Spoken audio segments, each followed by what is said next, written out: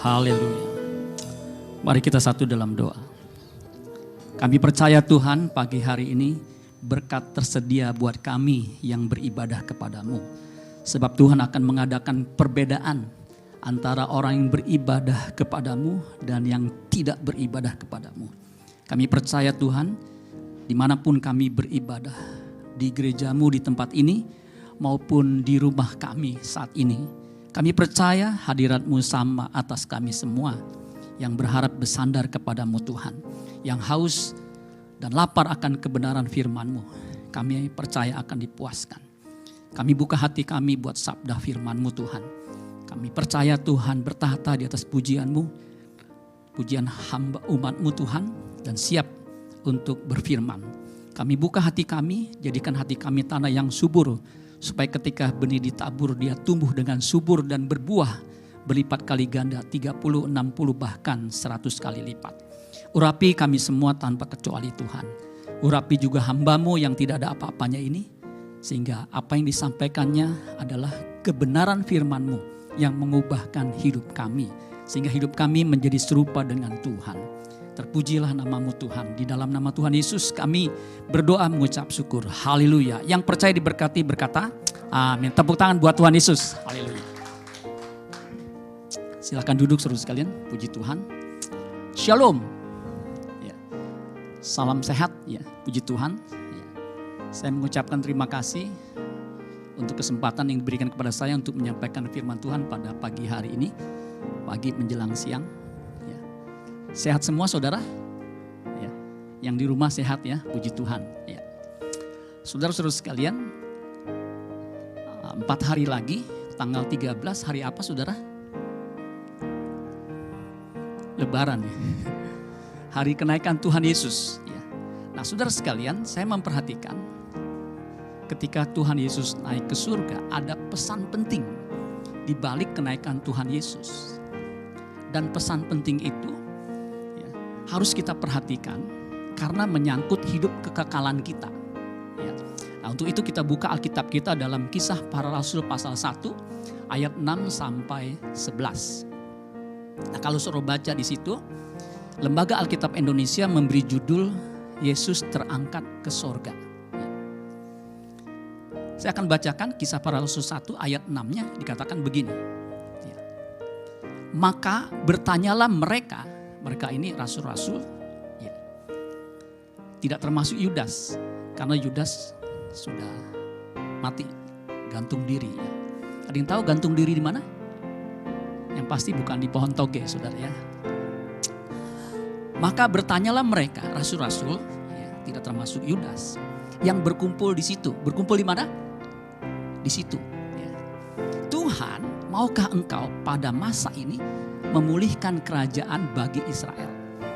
Jadi Rasul bertanya, Tuhan, maukah engkau memulihkan kerajaan bagi Israel? Saat itu Israel sedang dijajah oleh bangsa Roma. Jadi kerajaan duniawi, ya, seperti kerajaan pada umumnya, ya, pemerintahan begitu. Jawab siapa? Jawab Tuhan Yesus, engkau tidak perlu mengetahui masa dan waktu yang ditetapkan Bapa sendiri menurut kuasanya. Tetapi perhatikan, kamu akan menerima kuasa kalau Roh Kudus turun ke atas kamu. Dan kamu akan menjadi saksiku. Di mana? Di Yerusalem dan di seluruh Yudea dan Samaria dan sampai ke ujung bumi. Jadi saudara sekalian, jangan dipersoalkan dengan soal-soal yang jasmani. Yang penting adalah ketika kita menerima kuasa, kita menjadi saksi Kristus. Amin saudara sekalian, itu lebih penting. Ya. Makanya soal makanan, minuman itu jangan jadi persoalan buat kita yang percaya kepada Tuhan Yesus. Ya. Soal makan minum, ya, itu jangan jadi persoalan. Ya. Asal ada makanan, pakaian cukup. Ya. Saya puji Tuhan, ya, termasuk saudara dipelihara dalam keadaan baik. Ya. Di sini nggak ada yang sampai lemes begitu ya, karena Tuhan pelihara. Nah, ayat 9 dikatakan sesudah ia mengatakan demikian, jadi sesudah mengatakan memesan amanat agung, terangkatlah ia, Yesus, ya, disaksikan oleh mereka. Mereka ini siapa? Rasul-rasul dan orang-orang Galilea. Ya. dan awan menutupnya dari pandangan mereka. Jadi ketika Yesus naik ke surga itu betul-betul physically, karena ada awan yang menutupi mereka. Ya. Jadi waktu Yesus naik itu betul-betul fisik, ada awan masalahnya yang menutupi. Lama-lama kalau kita lihat ke langit kan ada awan, begitu ya. Jadi awan itu menutupi Tuhan Yesus dari pandangan mereka. Ya. Kalau makin jauh, awan makin tebal, pandangan kita akan terbatas. Ketika mereka itu orang-orang Galilea, ya, dikatakan begini, sedang menatap ke langit waktu ia naik. Sedang menatap ke langit waktu ia naik itu tiba-tiba, jadi mendadak, berdirilah 2 orang berpakaian putih dekat mereka. 2 orang berpakaian putih dekat mereka itu adalah malaikat. Ya. Diyakini pada waktu itu yang menyaksikan Yesus naik ke surga itu, ya, ada 500 orang lebih. Itu dicatat di 1 Korintus 15 ayat 6. Jadi yang menyaksikan waktu Yesus naik ke surga itu banyak saksi. Ya. Bahkan dicatat selain di Kisah Para Rasul juga di Matius, Markus, Lukas. Di Lukas itu dikatakan Yesus naik ke surga, tangannya gimana? Tangannya sedang memberkati. Umumnya memberkati begini. Ya. Nah, perhatikan saudara sekalian ayat 11. Ini yang menjadi fokus khotbah saya.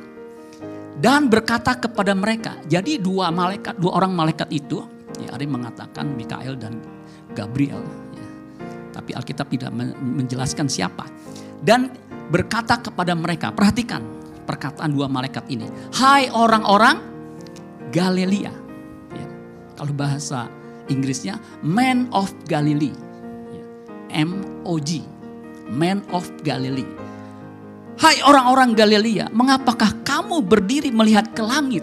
Jadi orang-orang Galilea, Man of Galilee, itu melihatnya ke langit secara fisik. Yesus ini, kalau King James mengatakan the same Jesus. Yesus yang sama ini, yang terangkat ke sorga meninggalkan kamu, perhatikan, akan datang kembali dengan cara yang sama. Seperti kamu melihat dia naik ke sorga. Jadi waktu Yesus datang kembali, kata malaikat ini, Yesus itu akan datang dengan cara yang sama. Artinya bisa dilihat secara kasat mata. Begitu terus sekalian. Ya. Ketika Henok naik ke atas, kita nggak tahu. Ya, Alkitab tidak menjelaskan ketika Henok naik ke atas. Ketika Elia naik ke surga, dikatakan dijemput dengan kereta berapi, bukan kereta api. Kalau ke surga bisa naik kereta api, wah kita berbondong-bondong naik kereta api. Kereta berapi dan kuda berapi. Nah, Yesus dikatakan naik ke surga secara fisik, melayang ke atas begitu. Ke atas, escalate, naik. Kita bisa lihat secara fisik pada waktu itu kalau kita hadir. Ya, itu disaksikan begitu banyak mata. Ya, dan pesan 2 malaikat ini penting. Bahwa Yesus yang sama yang naik ke surga ini akan datang kembali. Dan pesan itu untuk Man of Galilee. Untuk orang-orang Galilea. Tidak termasuk untuk Yudas. Karena Yudas bukan orang Galilea. Yudas itu dari Keriot. Namanya aja Yudas Iskariot. Itu dari bahasa Ibrani, Iskariot itu Iskriot. Itu orang atau man. Kalau perempuan, Isa, woman, Iskariot. Artinya orang yang berasal dari Keriot. Man of Keriot. Bukan M-O-G, Man of Galilee. Ya. Nah, saudara dan saya itu bukan orang Galilea. Ya. Tetapi sebagian orang Sunter, saudara ya. Kita bukan Man of Galilee. Tetapi kita Man of God. Yang Man of God katakan amin. Bedanya Man of Galilee dan Man of God itu beda saudara sekalian. Kalau Man of Galilee itu pandangannya hanya terbatas pandangan mata. Langit yang terlihat. Ketika awan menutupi nggak bisa lihat. Tetapi Man of God pandangannya jauh melampaui yang bisa dilihat. Dia melihat LB3, langit baru dan bumi baru. Ya, tidak dibatasi. Kalau Man of Galilee hanya melihat kelihatan yang nampak. Yesus naik ke surga. Tetapi Man of God, dia siap menyambut kedatangan Tuhan Yesus yang kedua. Amin saudara sekalian. Jadi pesan ketika Yesus naik ke surga, dari malaikat mengatakan bahwa Yesus yang sama itu akan datang kembali. Makanya Man of God, manusia Allah, harus siap menyambut kedatangannya yang kedua kali. Amin saudara sekalian. Kedatangan Tuhan Yesus yang kedua kali itu adalah inti dari ajaran Kristen. Ya. Makanya Man of God itu harus berorientasi kepada kekekalan. Jadi orientasi kita bukan yang kelihatan. Karena kita makhluk kekal. Amin saudara sekalian. Diberikan kekekalan dalam hati kita. Pengkhotbah 3 ayat 11. Jadi ini kita bukan makhluk fana. Ya, memang secara fisik kita akan fana, akan mati. Tetapi di dalam diri kita ada roh yang kekal. Makanya Man of God, dia harus mempersiapkan dirinya menghadapi kekekalan. Harus berorientasi. Orientasi itu bertujuan. Orientasi itu punya maksud begitu. Orientasi juga artinya adaptasi. Man of God harus berorientasi, artinya harus beradaptasi, menyesuaikan diri, ya, menghadapi kekekalan. Dia harus menyesuaikan dirinya ketika hidup di bumi ini, ya, untuk menghadap atau hidup di kekekalan. Ya. Jadi penting sekali saudara sekalian, ketika kita memperingati nanti hari Kamis, kenaikan Tuhan Yesus ke surga, pada saat yang sama kita harus siap menyambut kedatangan Tuhan Yesus yang kedua. Ya. Nah saudara sekalian, bicara soal kedatangan Tuhan Yesus yang kedua, ya, itu ada dua pandangan. Ya. Karena kedatangan Tuhan Yesus kedua itu bahasa Yunaninya parousia. Ya. Itu bagian dari eskatologi. Eskatologi itu dari kata eskatos, artinya terakhir. Logi itu logos, ilmu atau pengetahuan. Sehingga eskatologi adalah ilmu yang membahas tentang akhir zaman. Ya. Eskatologi, ya, itu ada dua sikap ketika orang menghadapi akhir zaman. Yang pertama, eskatofobia. Nah, eskatofobia ini saudara sekalian, orang yang punya penyakit itu takut bicara soal eskatologi, bicara soal akhir zaman. Ya. Jadi takut kalau bicara soal akhir zaman, nggak mau begitu saudara. Jadi ini juga bahaya ketika orang tidak mau mempelajari tentang akhir zaman, padahal zaman ini juga akan berakhir saudara sekalian. Akhir zaman itu dimulai ketika Pentakosta. Itu dimulai akhir zaman. Itu eskatofobia. Yang kedua itu eskatomania. Mania itu dari kata mainomai, artinya tergila-gila, semangat begitu. Nah, eskatomania ini ada dua. Yang pertama yang negatif. Jadi sampai over ekstrim sehingga menghitung-hitung kapan Yesus akan datang. Padahal Alkitab mengatakan nggak ada seorang pun yang tahu.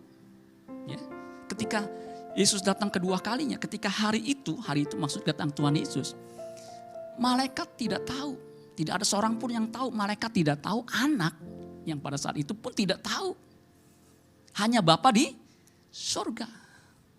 Makanya pendeta jangan sok tahu, sehingga menyebabkan, ya, jadi eskatofobia karena setiap kali gagal, kacau. Nah, eskatomania itu begitu. Setiap ada fenomena alam, bulan, gerhana bulan berdarah begitu. Selalu dikaitkan dengan kedatangan Tuhan Yesus yang kedua, tentang akhir zaman. Ya. Bahkan mempersiapkan diri secara ekstrim sampai apa? Tidak memperdulikan pekerjaan, bisnis, istri dan anak. Mengungsi, siap-siap menyambut kedatangan Tuhan Yesus. Padahal bukan Yesus yang datang, polisi yang datang. Itu eskatomania yang negatif. Sampai sedemikian rupa tidak normal lagi. Tetapi kita adalah eskatomania yang positif. Amin saudara sekalian. Yang sangat merindukan kedatangan Tuhan Yesus. Sehingga kita mempersiapkannya. Amin saudara sekalian. Makanya manusia Allah, man of God yang eskatomania positif, dia akan menyambut kedatangan Tuhan Yesus yang kedua. Gak ada amin suruh sekalian ya. Udah ngos-ngosan saya nih ya. Biasanya saya khotbah online suruh sekalian ya. Saya siapin atau diundang online pakai Zoom. Ya. Sehingga ininya keren, pakai batik atau pakai dasi. Bawahnya celana pendek. Sebenarnya saya mau pakai celana panjang juga ya. Sebab apa? Kalau celana panjang nyucinya berat. Saya nggak ada pembantu, jadi kalau nyuci begini apalagi bulu jin. Ya. Nah kalau di sini suruh sekalian lebih hidup. Ya. Nah, puji Tuhan suruh sekalian. Biasanya kalau gereja kami online itu cuma dibatasin 10 menit aja om. Saya bilang ya 10 menit, gua biasa khotbah 2 jam. Enggak ini om online. Ya saya tawar 15 menit dah. Ya udah sama om lah. Jadi saya kalau khotbah tuh cocok, wah begitu nggak ada remnya, bos. Kadang-kadang tabrak, brok begitu saudara sekalian. Yang lebih celaka saudara sekalian ya, jangan ngomong-ngomong ya. Saya udah khotbah menggebu-gebu, mantep gitu ya. Tiba-tiba dites, om, sorry om, nggak kerekam. Ya ampun. Saya udah ini, ya om istirahat dulu ya. Saya istirahat bukan capek khotbahnya. Enaknya itu saudara, ya ampun deh. Om ulang lagi, khotbah lagi kan. Ngulang dah gak apa-apa dah ya. Saya lebih semangat lagi sebab apa? Ini pasti benar. Oh saya khotbah. Udah. Itu kan khotbah, tapping, kemudian nanti baru berikutnya lagi kan. Yang lebih celaka saudara sekalian. Dapat WA, om, maaf om. Jadwalnya kan mesti tayang, tetapi ini gak tayang. Loh kenapa? Hilang filenya. Ya udahlah ya. Pendeta mesti sabar dalam suka dan duka gitu saudara. Jadi jadi rekam lagi om. Saya bilang bulak balik apalagi daerah merah. Saya juga agak bagaimana begitu ya. Saya juga memperhatikan istri saya kan juga mesti jaga kesehatannya. Ini istri saya satu-satunya harta saya saudara sekalian. Kalau dia kan bekas CA, jadi saya batasi keluar. Kalau nggak terpaksa saya nggak keluar nih. Ini rambut panjang begini nih. Kayak bintang film siapa tuh yang begitu ya. Ini bisa dikuncir. Yang nyukur ini nih istri saya. Saya hindari tempat lain. Ya. Pernah dicukur grepesan. Jadi saya bilang, aduh, puji Tuhan nih. Bisa online begini terus sekalian ya. Jadi saya katanya 50 menit. Saya khotbah 2 jam. Enggak saudara sekalian ya. Saya strict dengan waktu. Jadi manusia Allah siap menyambut kedatangan Yesus kembali. Amin saudara sekalian. Karena Yesus pasti datang dan itu sudah dinubuatkan. Kalau kelahirannya dinubuatkan dan tergenapi. Kalau karyanya ketika di bumi ini dinubuatkan. Kematiannya dinubuatkan. Saya percaya kedatangannya dinubuatkan dan juga pasti digenapi. Kalau semuanya digenapi. Nubuatan digenapi tentang Yesus. Dan nubuat tentang kedatangan Tuhan Yesus sudah dinubuatkan oleh malaikat, pasti akan digenapi. Amin. Nah kalau itu udah pasti, makanya kita harus mempersiapkan diri. Di Wahyu pasal 1 ayat 7 itu jelas tertulis. Yohanes murid Tuhan Yesus itu bilang begini, Wahyu 1 ayat 7. Lihatlah, ia datang dengan awan-awan. Tadi kan jelas, ketika Yesus naik ke surga, awan menutupinya. Ini sama, the same Yesus yang sama. Ia datang dengan awan-awan. Artinya secara fisik, setiap mata akan melihat dia. Secara fisik dia datang dan setiap mata yang punya mata akan melihat dia. Juga mereka yang telah menikam dia. Artinya yang menyalibkan dia, yang membunuh dia. Akan melihat dia secara kasat mata. Dan semua bangsa di bumi akan meratapi dia. Ya amin, artinya apa? Amin itu sungguh benar. Amin saudara sekalian. Makanya saudara sekalian, manusia Allah, man of God harus siap menyambut kedatangannya yang kedua kali. Ya, ini penting saudara sekalian, harus siap. Ya, siapnya bukan menghitung kapan Yesus datang. Soal Yesus datang, gak ada yang tahu. Makanya jangan coba-coba ngitung-ngitung, gak ada gunanya. Dari abad awal sampai abad sekarang, pasti gagal sebab apa? Gak ada yang tahu. Yang kita mesti tahu adalah Apa yang kita mesti persiapkan ketika Yesus datang. Itu jauh lebih penting. Amin saudara sekalian. Karena kita hidup di bumi ini sementara. Hidup yang sesungguhnya itu adalah di balik kubur. Di langit baru dan bumi yang baru. Dan itu yang kita harus persiapkan. Kalau kita ke Bandung, persiapannya paling sehari. Catat apa yang kita mau bawa, kita mau pakai. Udah selesai. Kalau pergi lebih jauh lagi, misalnya ke Korea. Saya pernah ke Korea ya, begitu ya. Salah satu tujuan saya adalah satu gereja begitu.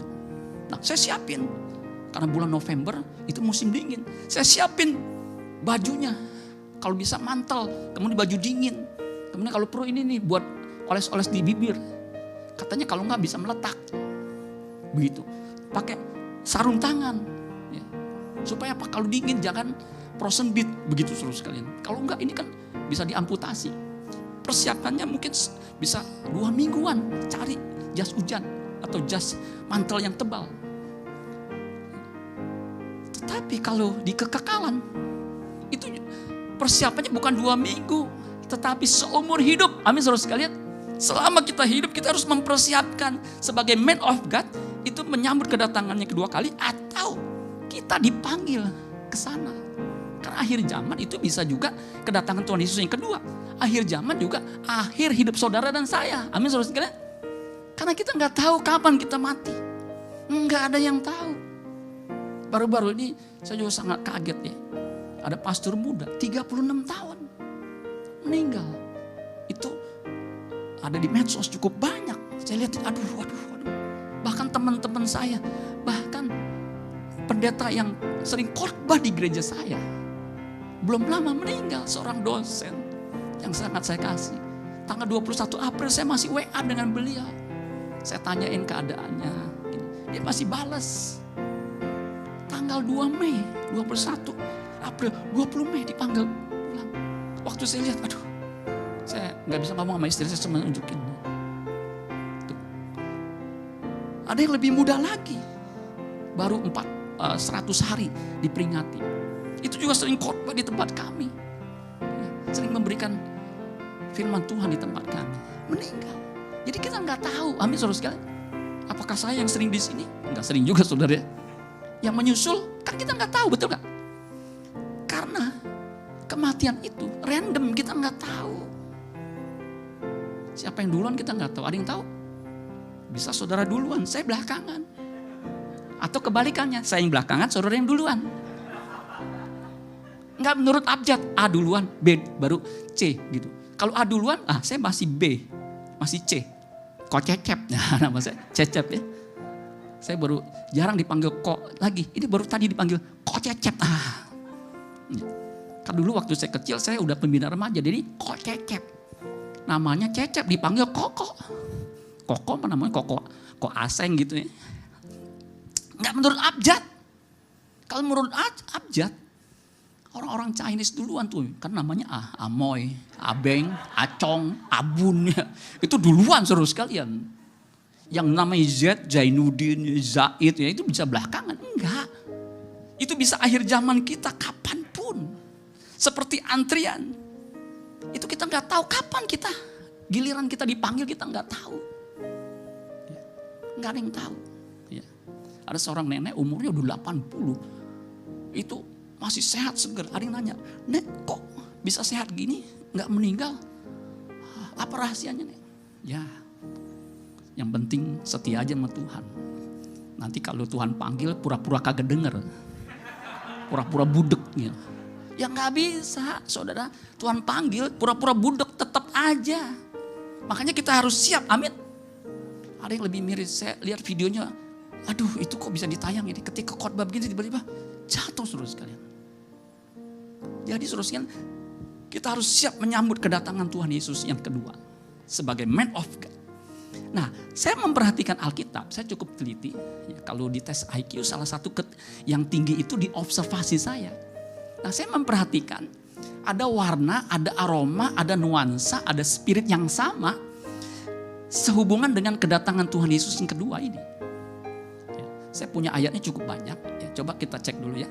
1 Tesalonika 3 ayat 13. Jadi ada aroma atau ada nuansa ketika Alkitab membahas kedatangan Tuhan Yesus, ada spirit yang sama itu. Mirip, betul-betul sama saudara sekalian. 1 Tesalonika 3 ayat 13 dikatakan begini. 1 Tesalonika 3 ayat 13. Ya. Itu ayat berapa? Itu. Kiranya dia, maksudnya Allah Bapa, menguatkan hatimu supaya tak bercacat dan kudus. Jadi hidup tak bercacat, tidak bercela itu sama dengan kudus. Di hadapan Allah dan Bapa kita pada waktu apa? Kedatangan Kristus, kedatangan Yesus, Tuhan kita. Dengan semua orang kudusnya. Jadi jelas. Ya. Dikatakan menguatkan hatimu supaya tak bercacat dan kudus di hadapan Allah dan Bapa kita pada waktu kedatangan Yesus, Tuhan kita. Nah, ayat yang ke pasal 5, 1 Tesalonika 5 ayat 23-nya itu sama. Ya. Jadi 1 Tesalonika 5 ayat 13-nya dikatakan begini. Semoga Allah damai sejahtera menguduskan kamu seluruhnya. Jadi seluruhnya. Nah, for your information, ya, pengudusan itu ada 2 dimensi. Pasif, Tuhan menguduskan kita dengan darahnya ketika dia mati di kayu salib. Status kita sebagai orang-orang kudus. Tetapi bukan hanya berhenti sebagai status oleh darahnya, tetapi Tuhan juga menguduskan kita melalui firman-Nya. Yohanes 17 ayat 17. Kuduskanlah mereka dalam firman-Mu. Kuduskanlah mereka dalam kebenaran. Firman-Mu adalah kebenaran. Ya, itu aktif. Kita yang harus belajar firman Tuhan, mengenakannya, sehingga firman itu menguduskan kita. Ya. Semoga Allah damai sejahtera menguduskan kamu seluruhnya.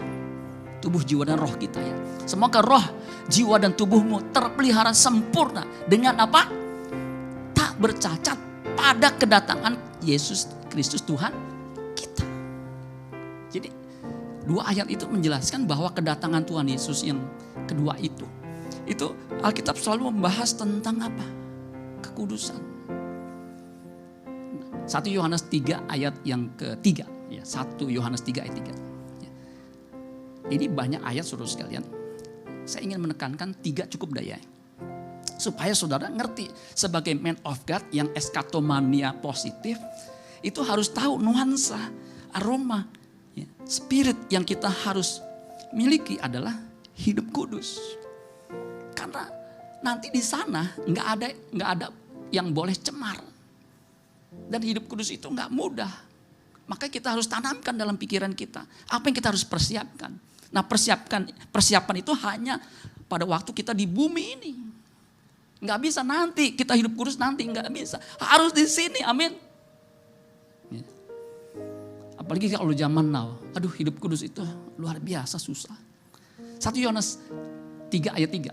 Setiap orang, yang orang katakan amin. Ada yang nggak amin? Ya, orang bukan saudara. Setiap orang, yang orang katakan amin. Ya, puji Tuhan ya. Takut disebut bukan orang saudara ya. Setiap orang yang menaruh pengharapan itu. Pengharapan itu apa? Di ayat sebelumnya Kristus menyatakan dirinya. Kristus menyatakan dirinya itu secara fisik pada waktu kedatangan yang kedua kali. Kepadanya. Ya. Setiap orang yang menaruh pengharapan itu kepadanya. Menyucikan diri sama seperti dia yang adalah suci. Standar kesucian kita adalah Yesus sendiri. Yang bukan hanya tidak berbuat dosa. Tidak bisa berbuat dosa.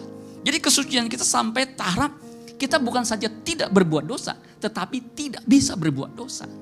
Makanya Yesus karena dia tidak bisa berbuat dosa, dia berkata, siapa di antaramu yang membuktikan aku berbuat dosa? Itu dicatat di mana? Di Alkitab. Yohanes 8 ayat 46. Jadi seperti Yesus kesucian kita. Nah ada ayat-ayat lain saudara sekalian. Nah, karena waktu saudara sekalian, ya, walaupun waktu saya cukup banyak ya, tapi saya mau lebih maju lagi nih ya. Nanti saudara cek ya di Filipi 1 ayat 10, ya itu juga sama. Filipi 1 ayat 10 dikatakan, sehingga kamu dapat memilih apa yang baik supaya kamu suci dan tak bercacat menjelang hari Kristus. Hari Kristus itu kedatangannya yang kedua. Ya. 2 Petrus 3 ayat 10 sampai 14 sama tuh. Bahkan kita harus mempersiapkannya dengan takut dan gentar. Hidup tidak bercacat, tidak bernoda itu dengan sungguh-sungguh serius. Ya. Dan itu sama seterusnya. Ketika kita dipilih, ada satu tujuan kita cuma satu, bagaimana supaya hidup kudus dan tak bercacat. Efesus 1 ayat 4. Jadi percaya aja dah ya. Nuansanya ketika Yesus datang kedua kali, kita dipush, kita didorong untuk hidup suci sebagai man of God yang eskatomoninya positif untuk siap menyambut kedatangannya. Karena kalau dia nggak datang, kita masih hidup, kita yang nanti juga akhir zaman kita. Ya, karena semua akan berakhir. Amin saudara sekalian. Sekuat apapun saudara, suatu kali kelak akan berakhir.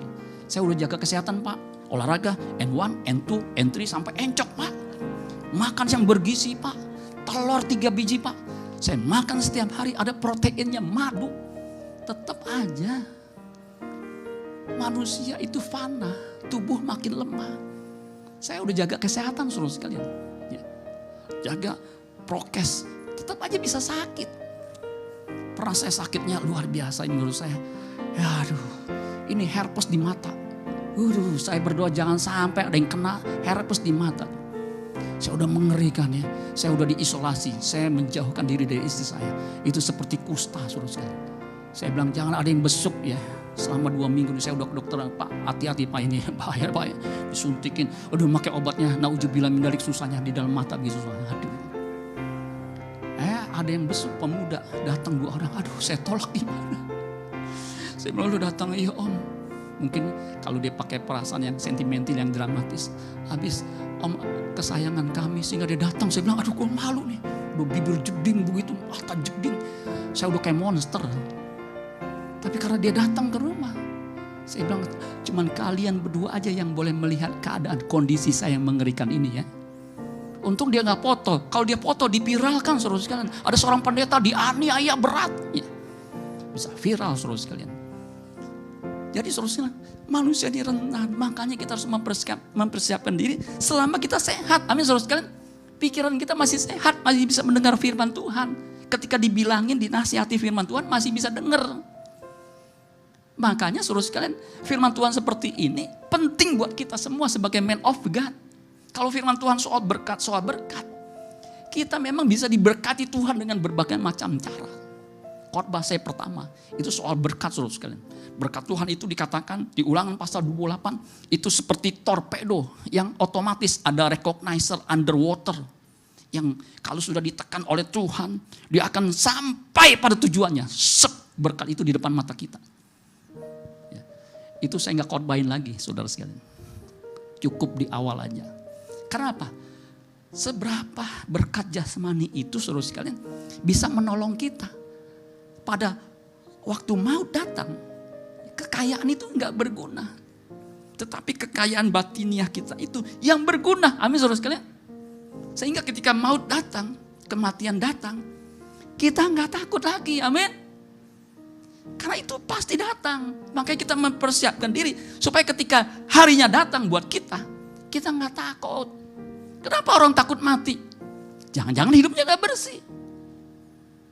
Kalau dia bersih, dia hidupnya kudus, dia siap menyambut bertemu dengan Tuhan. Tapi kalau gak bersih, gimana? Aku ketakutan.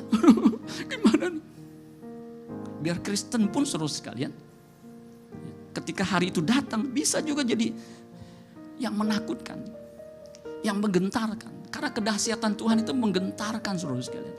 Sampai Paulus berkata, aku berusaha baik dalam tubuh ini maupun di luar tubuh ini untuk berkenan.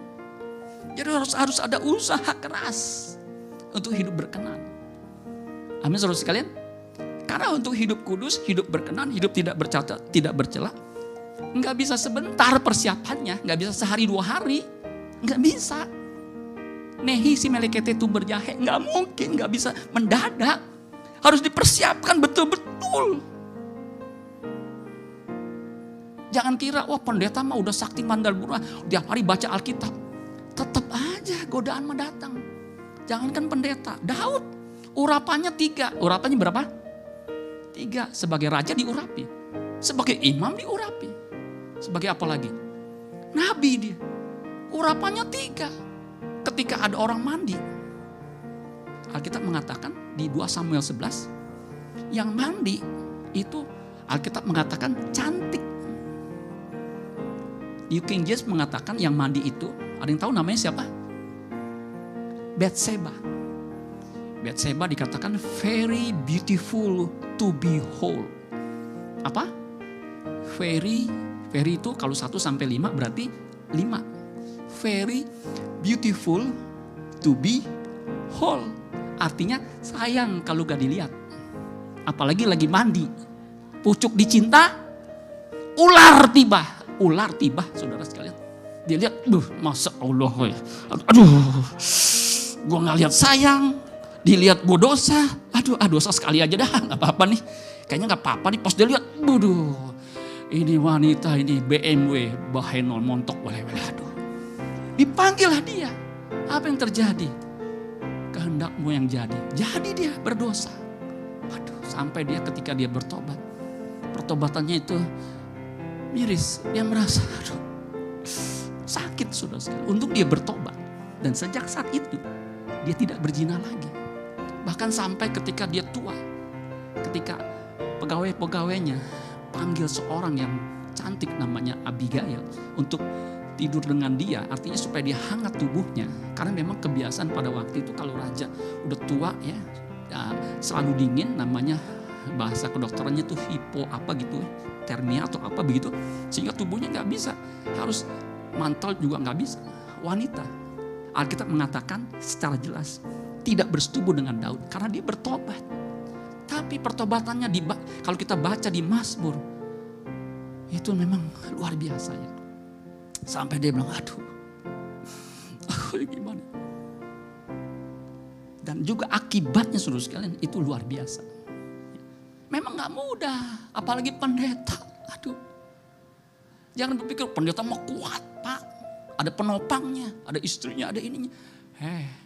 Siapa yang menganggap diri teguh berdiri, hati-hati jangan sampai jatuh. Kalau udah jatuh hamba Tuhan, ketika saya kuliah, pertama kali mata kuliah adalah formasi rohani. Dalam pelajaran formasi rohani, salah satunya adalah kejatuhan hamba Tuhan. Ada satu bukunya khusus. Itu wajib dibaca buat ringkasannya. Karena buat ringkasannya otomatis dibaca. Saya baca berkali-kali, saya bilang kok bisa ya pendeta jemaatnya 2.000 jatuh dalam dosa. Jangankan 2.000, puluhan ribu juga bisa. Karena pendeta juga manusia, punya perasaan dan punya hati. Jangan disamakan dengan pisau belati. Manusia, ada daging ini nih, bisa jatuh dalam dosa. Makanya hati-hati. Amin saudara sekalian. Nah untuk itu saudara sekalian, kita bukan hanya berusaha, tapi kita harus melakukan tindakan. Bukan hanya komitmen, tapi harus bertindak. Mengerjakannya. Amin saudara sekalian. Mengerjakan keselamatan itu ada doing something, ada do something, ada melakukan sesuatu. Harus jadi fokus kita. Karena ini membahayakan apalagi di zaman now begini. Saya ikut seminar saudara sekalian. Saya bilang kok bisa begitu ya, di luar ini saya tuh. Konsep yang menurut saya kok bisa ada seperti itu ya. Namanya poliamori. Kok bisa begitu ya.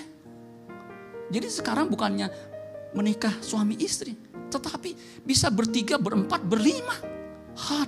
Secara legal. Itu kan kacau sekali saudara sekalian. Nah untuk itu saudara sekalian, karena waktu kita buka Ibrani 12 ayat 14.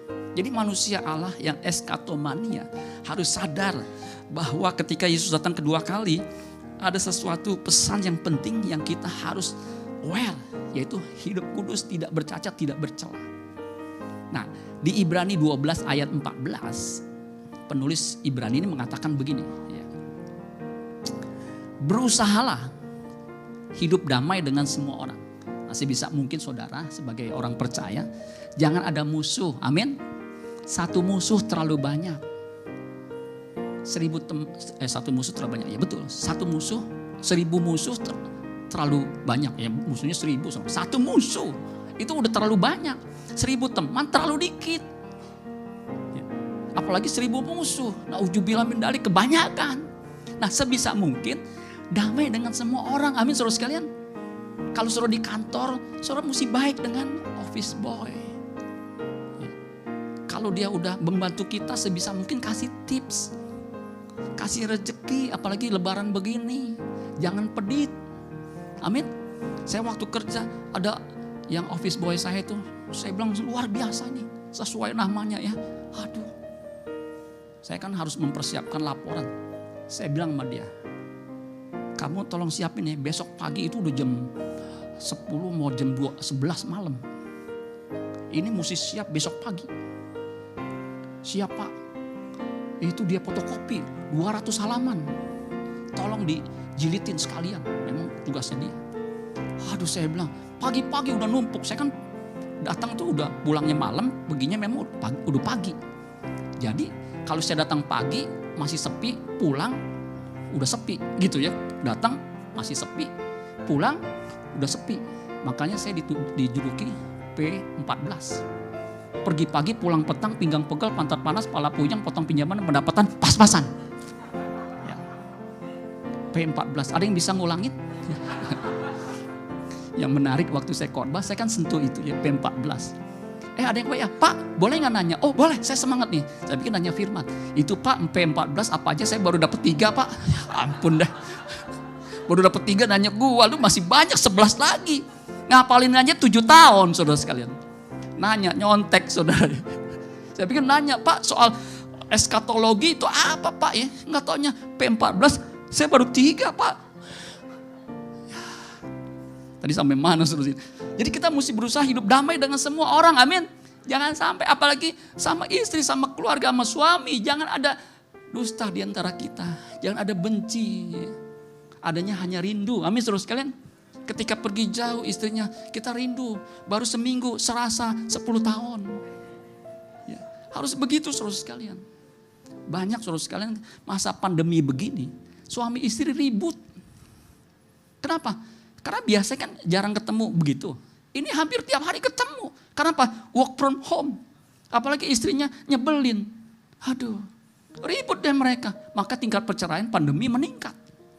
Saya beruntung punya istri gak nyebelin. Jadi minimal saya masih gak darah tinggi saudara sekalian. Kenapa? Kita mau ngomong, di meja makan ada dia. Di tempat tidur ada dia. Di teras ada dia. Di balkon ada dia. Di mana-mana ada dia. Kalau kita, aduh gue 4 sama dia. 4 gue. Lama-lama 4, 5, 6, 7, 8, 9. Jadi harus berusaha damai apalagi sama keluarga. Sama mertua jangan kepahitan, amin. Di sini siapa yang kepahitan sama mertua? Dibaptis ulang pakai oli bekas. Jangan. Mertua kita itu adalah orang tua kita juga. Harus kita kasihi. Tapi mertua saya ini Pak, aduh lebih serem dari monster. Tetap didoain. Tapi gak berubah-ubah. Gak apa-apa. Nanti lama-lama juga mati sendiri. Ya Pak gimana Pak? Saya ditekan Pak. Gak apa-apa. Ya. Tetap bersikap baik. Amin saudara sekalian. Diamin aja, ntar juga bertobat sendiri saudara sekalian. Ada di cerita benar. Dia ditekan karena dia mantu cewek ya, yang gak sekaya mantu yang lain. Jadi dilecehkan. Tetapi dia tetap melayani. Dia gak, istilahnya itu gak ngelawan begitu. Tapi ya mah, padahal dilecehkan. Kenapa? Paling susah. Paling yang karena tinggal di rumah itu paling deket. Tapi di ujung akhir hidupnya, dia bilang begini dengan sedih. Ini salah satu mantu saya. Saya udah berdosa sama dia. Ini baiknya minta ampun. Gak ada mantu yang seperti dia. Ya. Jangan-jangan warisannya ke dia saudara ya. Nah jadi saudara berusaha damai dengan semua orang. Itu salib yang horizontal itu begitu. Jangan ada dendam, kepahitan. Kepahitan itu seperti duri yang bisa menusuk-nusuk dalam diri kita. Sehingga kita sakit setiap hari. Ya. Jadi ampuni. Amin saudara sekalian. Enjoy aja lah begitu. Ya. Aduh kalau bapak mah enak ya istrinya tunduk baik begitu. Istri saya Pak dari terbit matahari sampai terbenamnya ngoceh terus bawel. Minta diplakban saudara. Gak apa-apa. Saudara mesti gunakan leher ini dilatih. Makanya olahraga tuh begitu dulu. Supaya loncer. Kalau dia mah ini ya mah, ya mah. Ya mah gitu aja tuh pakai pernya begitu. Ya mah, ya mah, ya mah. Padahal kita nggak dengerin nih ya mah, ya mah. Nggak masalah saudara. Nanti lama-lama capek sendiri. Kalau kita lawan, Wanita itu otaknya lebih cerdas 2 kali lipat dari kita, pria. Kita ngomong 1 kata, dia bisa 1 kalimat. Kita ngomong 1 kalimat, dia bisa ngomong 1 paragraf. Kita ngomong 1 paragraf, dia 1 pasal. Kita ngomong 1 pasal, 1 bab. Kita ngomong 1 bab, 1 buku. Kita ngomong 1 buku, 1 perpustakaan dia bisa ngomong dari terbit matahari sampai terbenamnya. Nggak bisa dilawan. Makanya caranya, iya mah, iya mah, iya mah. Berusaha hidup damai dengan semua orang. Sementara kita berusaha hidup damai dengan semua orang, kita juga harus membangun hubungan dengan Tuhan. Apa itu? Kejarlah kekudusan. Ibrani 12 ayat 14. Ternyata Ibrani 12 ayat 14 ini ayat yang cukup terkenal juga. Kalau suruh browsing, Ibrani 12 ayat 14 itu banyak tuh keluar. Kejarlah kekudusan. Sebab tanpa kekudusan tidak seorang pun akan melihat Tuhan. Itu jelas. Kita harus kejar kekudusan dan berusaha hidup damai dengan semua orang. Kalau bahasa Indonesianya kan itu ada 2 kata kerja, perintah, ya, present aktif, imperatif itu ya. Berusahalah, itu kan artinya perintah, ya. Kejarlah, itu kan perintah. Minumlah, ini kan kayak minum gitu saudara. Itu perintah. Ternyata itu sebenarnya 1 kata. Dalam bahasa Ibrani, 1 kata untuk berusahalah maupun untuk kejarlah itu dari bahasa Yunaninya diokete. Coba katakan diokete. Jangan pakai k belakangnya saudara sekalian, nggak bagus. Diokete itu dari kata dioko. Ya, dioko. Ya. Nah dioko ini saudara sekalian artinya itu berusaha. Artinya juga kejarlah. Mungkin waktu diterjemahkan, kalau kejarlah damai dengan semua orang, mungkin kedengarannya kurang bagus. Makanya memakai kata berusahalah. Ya. Kalau berusahalah hidup kudus, mungkin kurang ekstrim begitu. Kejarlah. Ya. Makanya diterjemahkan begitu. Karena memang kata diokete atau dioko itu perintah, present, imperatif, aktif.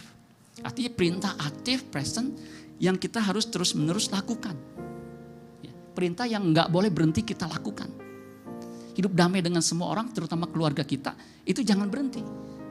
Jangan pas bulan tertentu kita damai, terutama istri. Nah kalau bulan-bulan muda kita damai sama suami kita nih, biar kita dapat gajinya. Jangan, setiap saat kita harus terus berusaha damai. Ya. Nah dikatakan begini saudara, kata diokete itu perintah, itu artinya to flight, terbang. To pursue itu mengejar, ya. Atau memburu, menuntut. Ya, seperti seorang pemburu itu ketika ada buruan yang dia lihat, itu dia akan lari mengejarnya. Makanya kata diokete, dioko itu diterjemahkan begini bahasa Inggrisnya. To run tahu kan ya? Lari, swiftly, dengan cepat atau segera, in order to catch a person or thing. Dengan maksud untuk menangkap seseorang atau sesuatu. Jadi dia mesti larinya cepat. Makanya kata dioko itu artinya to run after, mengejar.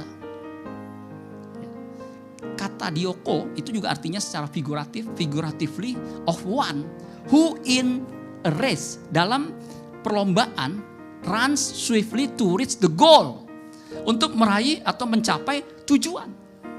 Ternyata kekudusan itu harus menjadi tujuan kita. Amin saudara sekalian. Yang kita harus capai selama kita hidup di bumi ini. Makanya kalau saudara berkata, kekudusan mah tidak mungkin kita capai. Jadi nggak ada goalnya ke situ. Kalau jadi goal, jadi sebuah keniscayaan, kita harus kejar. Kita kejar. Amin saudara sekalian. Makanya orang manusia Allah, man of God, yang eskatomania, yang dikejar ini, tujuannya ini, goalnya ini. Yang terakhir kata dioko itu metaphorically to pursue or to seek, mengejar atau mencari, seek after, eagerly, artinya dengan semangat, earnestly, dengan antusias, and the effort to acquire, dengan maksud usaha itu untuk maksud apa? Mendapatkannya. Jadi kalau kita mengatakan kejarlah kekudusan, pakai kata kerja present imperatif yang aktif, artinya sesuatu yang harus kita kerjakan terus menerus. Masa Tuhan perintahkan sesuatu yang kita nggak bisa lakukan? memang tidak mudah. Tetapi bukan berarti tidak bisa. Amin saudara sekalian. Apalagi kalau generasi Zoomer, generasi Alpha, generasi milenial. Kalau kita kan generasi kolonial nih, udah tua bangka begini saudara sekalian. Sama, memang sulit. Memang menurut survei, ya, generasi-generasi muda itu tingkat spiritualitasnya lebih rendah dibandingkan generasi yang tua. Ya, itu secara logically make sense. Ya, begitu, apalagi di zaman now.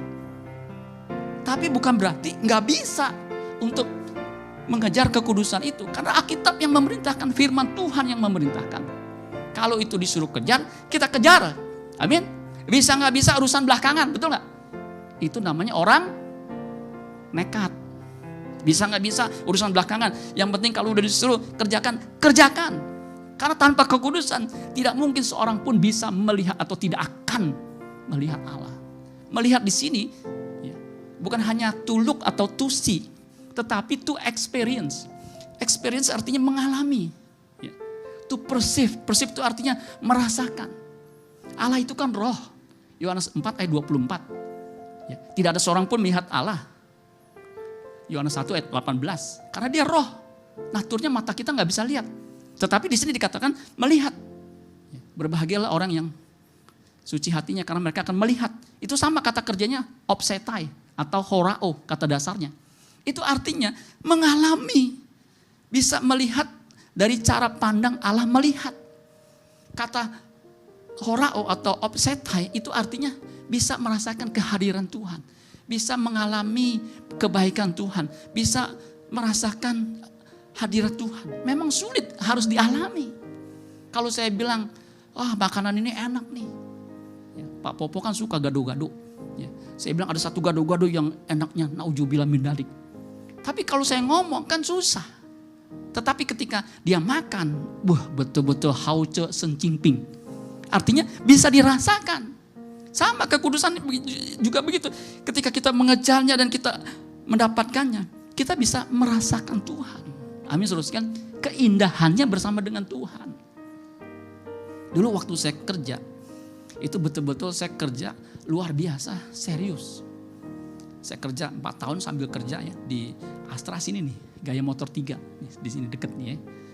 Toyota Astra Internasional ya, NPD ya. Di sini nih. Makanya saya daerah Sunter itu nggak terlalu asing. Ya. Nah, saudara, saya itu kerja luar biasa. Sebab saya pikir saya mesti keluar dari kemiskinan. Saya relatif miskin pada waktu itu. Karena orang tua saya, papi saya itu cuma seorang driver, ya, driver sebuah toko bangunan, toko besi. Jadi saya bilang, aduh, apalagi papi saya ngomporin, lu jangan susah kayak papi ini. Ya. Tapi orang susah manggilnya papi, suruh. Saya nggak tahu ya. Lu mesti sekolah yang bener. Makanya saya sekolah bener tuh ya. Jadi nggak main-main ngelayapan begitu. Saya bilang, aduh, saya kalau nggak kuliah bagaimana ya? Waktu itu saya udah naksir ini nih. Ya. Jadi saya bilang, lu pilih mana ya? Orang yang kerja tapi nggak kuliah atau orang yang kuliah tapi nggak kerja? Dua-duanya gue mau. Lu mesti kerja, mesti kuliah. Serakah amat nih orangnya. Jadi saya bilang, udah, saya kerja sambil kuliah. Begitu. Makanya seharusnya ketika ada kesempatan saya pindah ke satu tempat company, di situ saya kerja luar biasa. Makanya P14 itu ciptaan saya tuh. Pergi pagi, pulang petang, pinggang pegel, pantat panas, kepala punyang, potong pinjangan, dan petang pas-pasan. Sampai pendapatan saya betul-betul pas-pasan. Pas saya mau beli ini ada duit, pas mau beli ini ada duit, mau kemana ada duit, begitu. Kenapa? Saya mau kejar, dan betul saudara sekalian. Saya diberkati, karena apa yang kita tabur kita tuai, amin. Saya diberkati. Ya. Sampai 20 tahun kerja, saya udah cukup. Ketika ada panggilan, full, saya tinggalkan. Ternyata apa yang kita kejar itu kita bisa nikmati. Ya, so far so good sampai saat ini. Ya.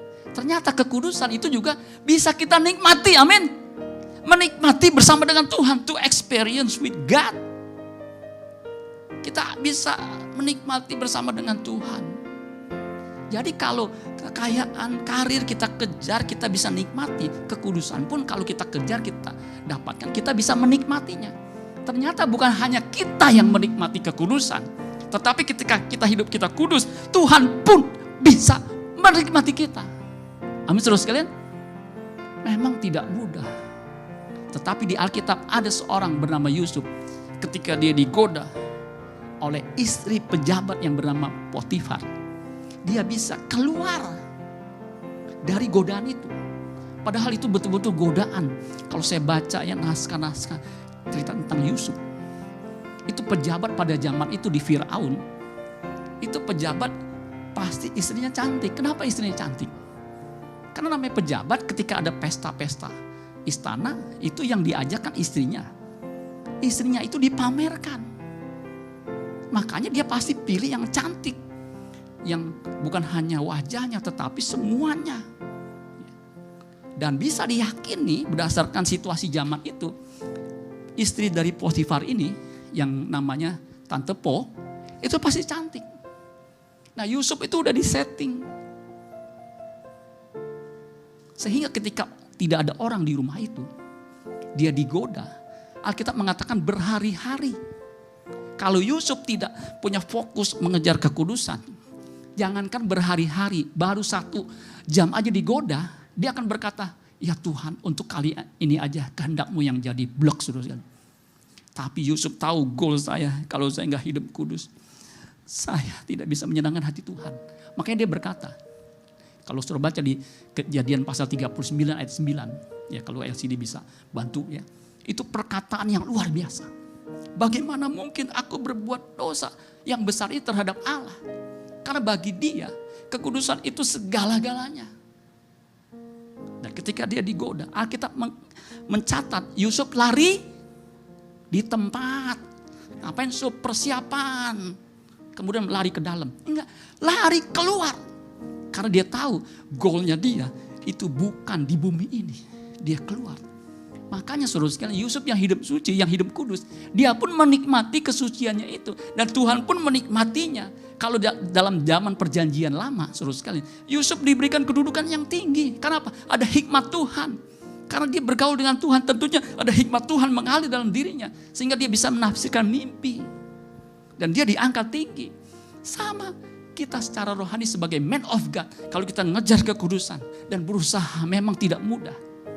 Tetapi kalau kita mendapatkannya, Tuhan akan memuliakan kita di kerajaannya. Amin saudara sekalian.